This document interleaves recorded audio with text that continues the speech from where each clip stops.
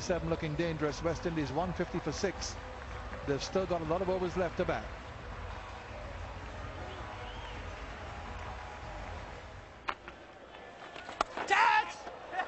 Straight to backward point. Well, that's the pressure. Lobbed off the cut shot. Oram takes the catch. 7 down. 158 for 7 now in the 42nd over. And the West Indies just continuing to disappoint. He was frustrated the last ball of the previous over. He's trying to make himself a little bit of it to play this particular shot. Again, the extra bit of bounce. And slicing it, bottom hand coming into play. Easy catch for Jacob Oram. It wasn't getting too much of strike. Dinesh Ramdan. Vettori a bit relieved. Expensive in his first spell. Picked up a wicket now. Dinesh Ramdan gone for 15. West Indies 158 for 7. There he goes. Second delivery. That's a long way. That could be in the pool. Just short. Dwayne Smith with the obligatory 6 hit. Only second delivery. Had one yesterday as well off Brad Hogg. He was out next ball. What happens next here? The longest part of the ground. And what a hit. He's a strong man against the turn. Cleared it quite easily. Well, he's got that through. There's no sweeper. So Simmons finally frees himself and gets his first boundary. 21 deliveries for Lendl Simmons to get his first boundary. He's got the West Indies supporters jumping. They haven't had much to celebrate so far. Good thinking. Also the first boundary that Styles has conceded. There's no protection. The man in the deep. No man at deep point. So gave himself a little bit of wit and waited for the ball to come on to him. Played it late. Excellent execution of the shot. Pulled away. Will this go for 4? It will. So Lendl Simmons just spoils Scotty Cyrus's analysis in this last over and finally gets going. Because it's a big outfield, the men in the deep were about 10 yards inside the boundary line. He plays it well. This time square of the wicket on the leg side. Straight through. That's a loose shot. And I'm afraid it's not a successful one either. So the West Indies now fall deeper into a hole that they've really created by themselves on the end of some good New Zealand pressure. They just simply today have not responded.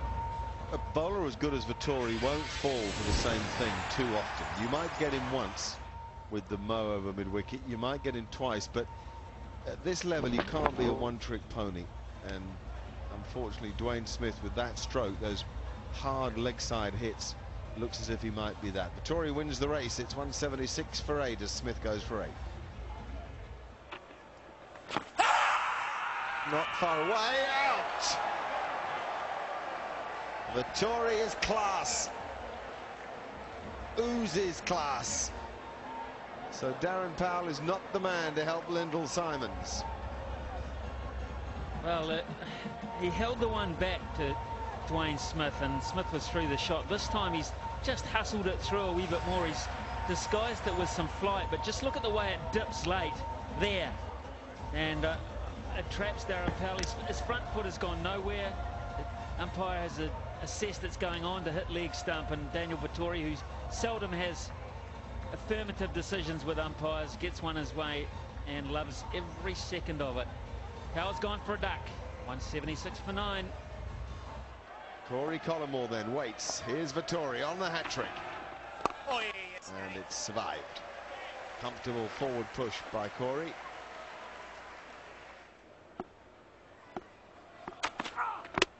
Got it! Job done! Brilliant from Bond. What a performance that is from New Zealand. Every aspect of their out cricket and of their bowling had quality writ all over it. Well, this is a quick Yorker in anyone's language, but when you're bowling to number 11 and he's got so long to bat, it's just too good. I mean, his feet go roughly in line with the ball, but that's long after middle and off have been rattled into. And Bond is delighted because the plan has come together for him as an individual. Fleming will be delighted because collectively it has too. Collingwood goes for a duck. The West Indies are all out here in 44.4 overs for just 177.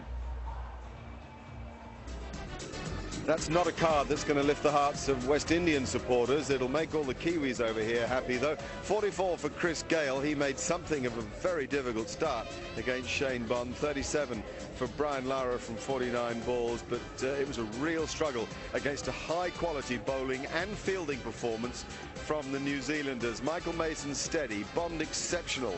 Franklin not so good, Oram exceptional, so was Styris and Vettori. That really is a handy attack. Consequently, New Zealand must score at a pretty straightforward rate, just 3.56 and over to win it. They need 178 runs. We'll be back at the Sir Vivian Richards Stadium in just a short while for all the action in New Zealand's run chase.